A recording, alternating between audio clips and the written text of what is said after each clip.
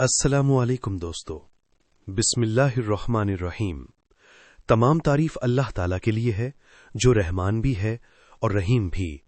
दरूद व सलाम हो नबी करीम सल्लल्लाहु अलैहि वसल्लम पर और तमाम अंबियाए किराम पर। आज हम एक ऐसी शख्सियत का जिक्र करने जा रहे हैं जिनकी जिंदगी हर ईमान वाले के लिए रोशनी का मीनार है। एक ऐसे नबी जिन्होंने सिर्फ बात नहीं की बल्कि हर इम्तिहान में अपने रब के हुक्म को पूरा करके दिखाया।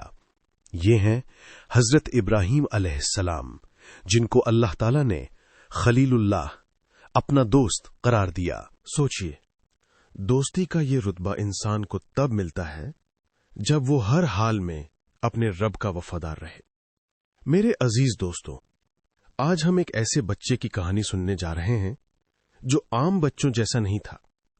वो खेलता भी था, रहता भी था लोगों के बीच, लेकिन उसका दिल कुछ और ही तलाश कर रहा था।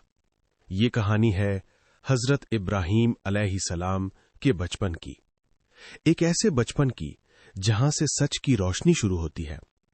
उस दौर का माहौल समझना बहुत जरूरी है। उस वक्त लोग अल्लाह ताला को भूल चुके थे और उन्होंने अपने हाथों से बनाए हुए बुतों को अपना माबूद बना लिया था।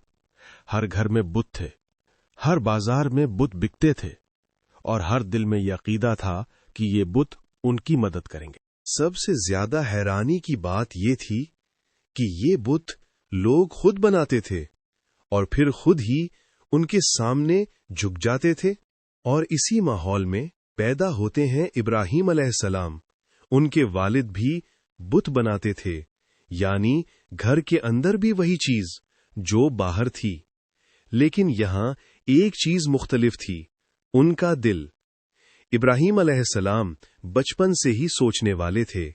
वो दूसरे बच्चों की तरह सिर्फ देखकर खुश नहीं हो जाते थे, वो हर चीज के पीछे का सच समझना चाहते थे।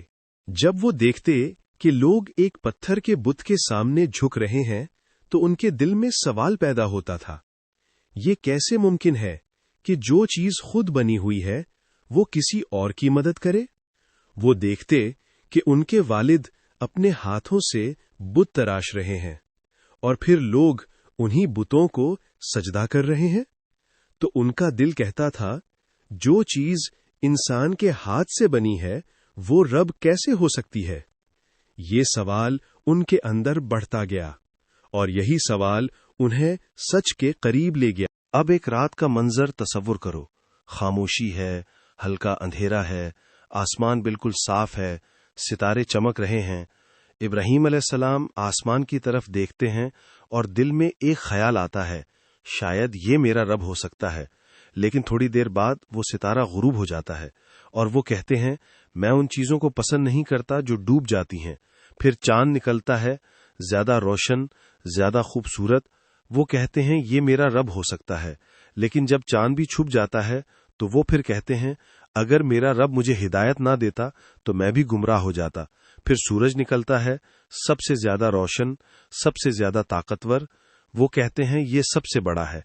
लेकिन जब सूरज भी ढल जाता है तो फिर वो फैसला कर लेते हैं, मैं अपना रुख उस जात की तरफ करता हूं जिसने आसमान और जमीन को पैदा किया। ये सिर्फ एक सोच नहीं थी, ये एक यकीन था। इब्राहीम अलैहिस्सलाम समझ चुके थे कि रब वो नहीं हो सकता जो खत्म हो जाए। रब वो है जो हमेशा जिंदा हो, जो सबको पैदा करे और खुद किसी का मोहताज ना हो।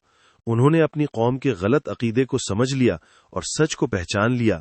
ये बचपन का फैसला था, लेकिन ये फैसला पूरी जिंदगी का रुख तय कर गया। मेरे दोस्तों, इस कहानी में एक बहुत गहरा पैगाम है। सच को पहचानने के लिए सोचना जरूरी होता है और सच को कबूल करने के लिए हिम्मत जरूरी होती है। इब्राहीम अलैहिस्सलाम अकेले थे, लेकिन उनका यकीन उन्हें कभी अकेला नहीं छोड़ता था।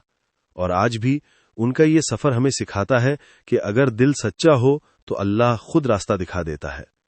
अगला मरहला और भी मुश्किल था। अब एक बेटा अपने वालिद के सामने हक रखने वाला था और यहां से कहानी एक नए इम्तिहान में दाखिल होती है।